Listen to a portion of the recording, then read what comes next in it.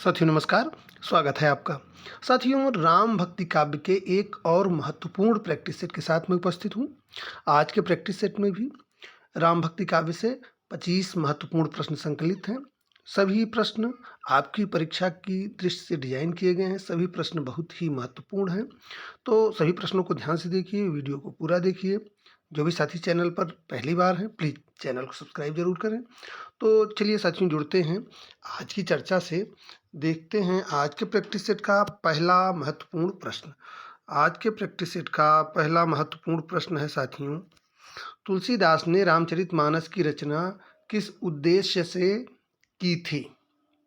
मोक्ष प्राप्ति के लिए, लोक रंजन के लिए, राम कथा का स्मरण कराने के लिए और स्वांतः सुखाय।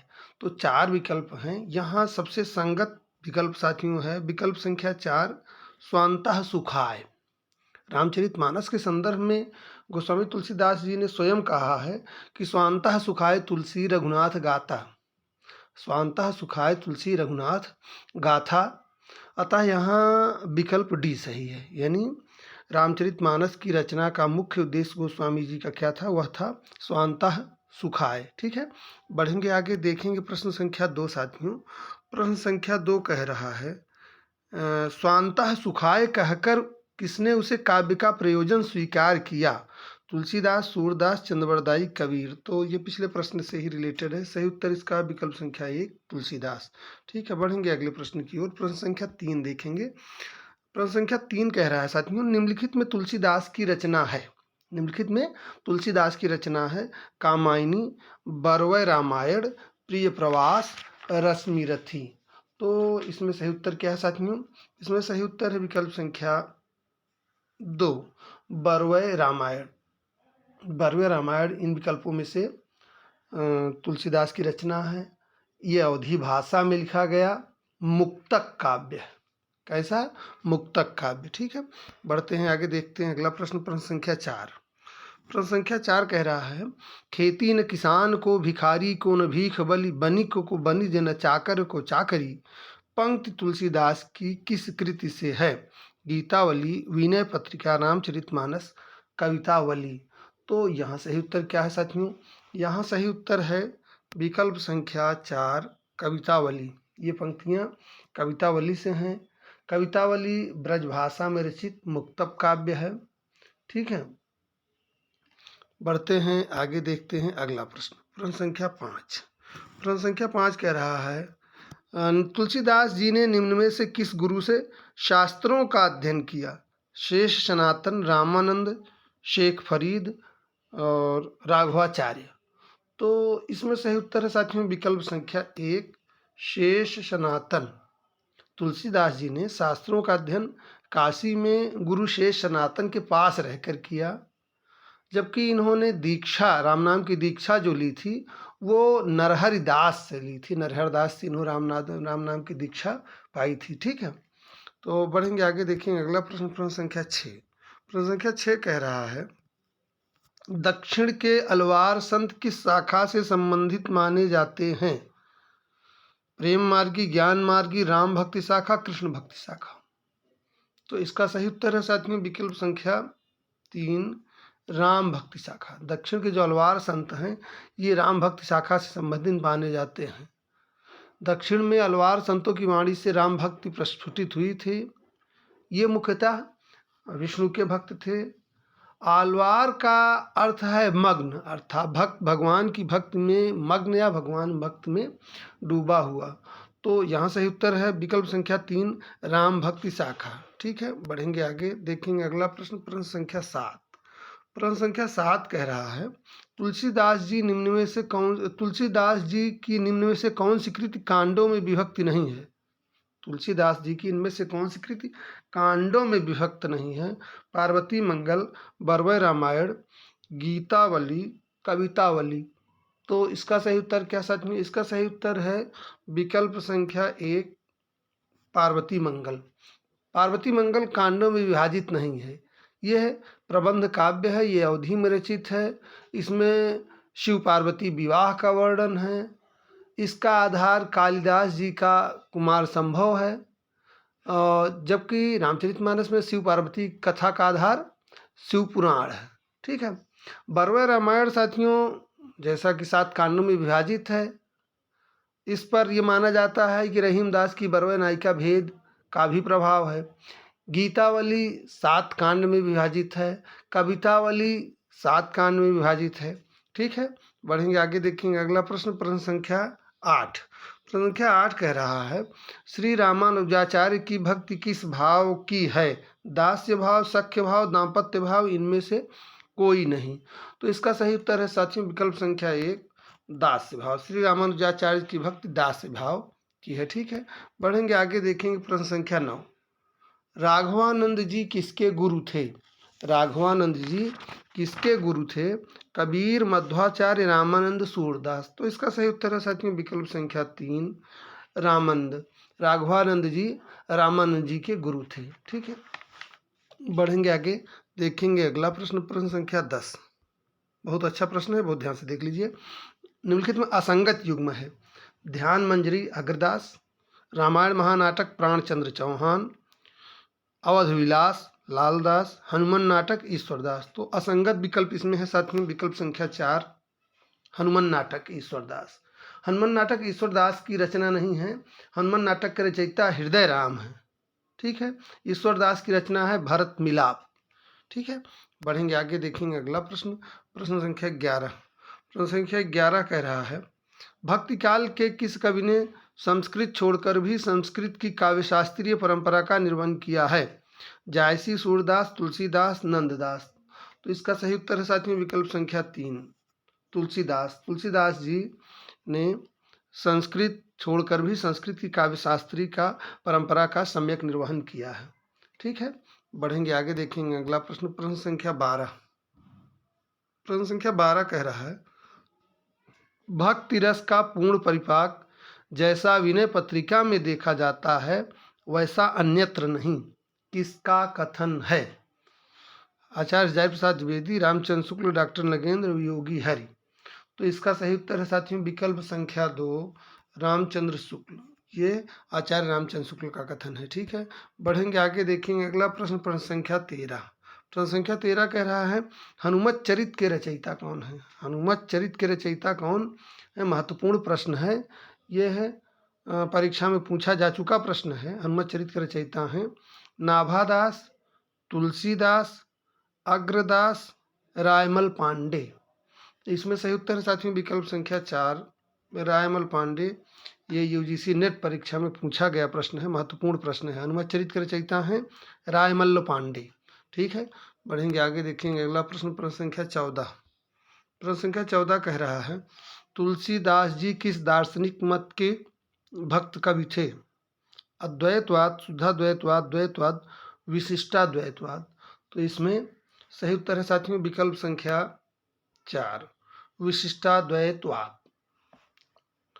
तुलसीदास जी आचार्य रामानुजाचार्य के जो दार्शनिक मत है विशिष्टाद्वैत, उस परंपरा के भक्त थे। ठीक है, तो बढ़ते हैं आगे, देखते हैं अगला प्रश्न, प्रश्न संख्या 15 साथियों। प्रश्न संख्या 15 कह रहा है, रामचरितमानस में वक्ता श्रोता के कितने युग्म हैं? बहुत अच्छा, बहुत महत्वपूर्ण प्रश्न, ध्यान से देख लीजिए। रामचरितमानस में वक्ता श्रोता के कितने युग्म हैं? 3, 2, 5, 4। तो इसका सही उत्तर क्या साथियों? इसका सही उत्तर है विकल्प संख्या 4। रामचरितमानस में वक्ता श्रोता के 4 युग्म हैं। अब चारों युग्मों को देखिए, शिव पार्वती, काकभूषिंडु गरुड़, याज्ञवल्क्य भरद्वाज और तुलसीदास संत समाज।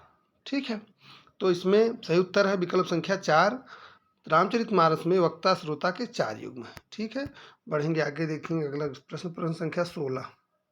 अच्छा प्रश्न, बहुत बार परीक्षा में पूछा गया प्रश्न।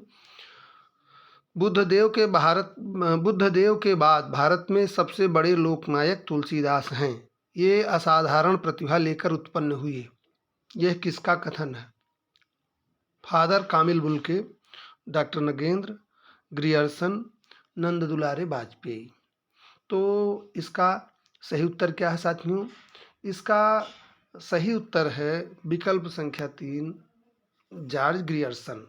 बुद्धदेव के बाद भारत में सबसे बड़े लोकनायक तुलसीदास हैं। ये असाधारण प्रतिभा लेकर उत्पन्न हुई है। यह जॉर्ज ग्रियर्सन का कथन है। ठीक है, बढ़ेंगे आगे, देखेंगे अगला प्रश्न, प्रश्न संख्या 17। प्रेम और श्रृंगार का ऐसा वर्णन जो बिना लज्जा और संकोच के सबके सामने पढ़ा जा सके, गोस्वामी जी का ही है।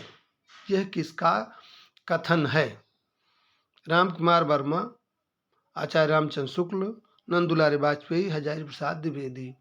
तो सही उत्तर इसका है साथियों विकल्प संख्या 2, आचार्य रामचंद्र शुक्ल। ठीक है, बढ़ेंगे आगे, देखेंगे अगला प्रश्न, प्रश्न संख्या 18।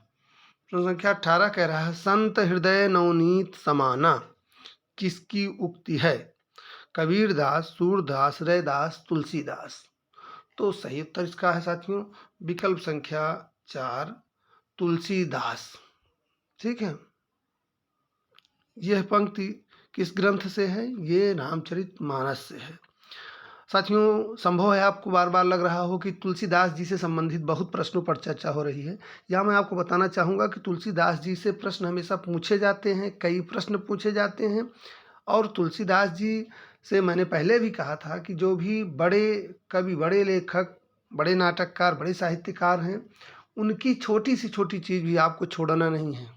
अभी पिछली टीजीटी का प्रश्न पेपर उठा के देख लीजिए, भारतेंदु जी की रचना हिंदी भाषा के बारे में पूछा था, जो प्रायः बहुत कम चर्चित कृति है, इसलिए बिल्कुल उकताने की ज़रूरत नहीं है, सभी प्रश्नों को बहुत ध्यान से देखने की ज़रूरत है। ठीक है, बढ़ते हैं आगे, देखते हैं अगला प्रश्न, प्रश्न संख्या 19।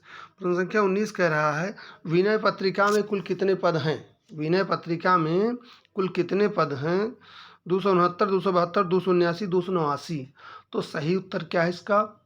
सही उत्तर इसका साथियों विकल्प संख्या 3, 279। सही उत्तर है विकल्प संख्या 3, 279। ठीक है, बढ़ेंगे आगे, देखेंगे अगला प्रश्न, प्रश्न संख्या 20। प्रश्न संख्या 20 बहुत अच्छा प्रश्न है, बहुत महत्वपूर्ण प्रश्न है, मैं कहूँगा इसको। परीक्षा में पूछा गया प्रश्न है, राम भक्ति शाखा में रसिकोपासना का समावेश किसने किया? केशवदास, अग्रदास, लालदास, नाभादास। तो इसका सही उत्तर है साथियों विकल्प संख्या 2, अग्रदास। राम भक्ति शाखा में रसिकोपासना का समावेश अग्रदास ने किया। इन्होंने रसिक संप्रदाय की स्थापना की। रसिक संप्रदाय में अग्रदास को अग्र अली भी कहा जाता था, ये ध्यान दीजिएगा। अग्रदास की रचनाएं हैं ध्यान मंजरी, इनका रसिकोपासना का एक बहुत ही महत्वपूर्ण ग्रंथ है ये ध्यान मंजरी।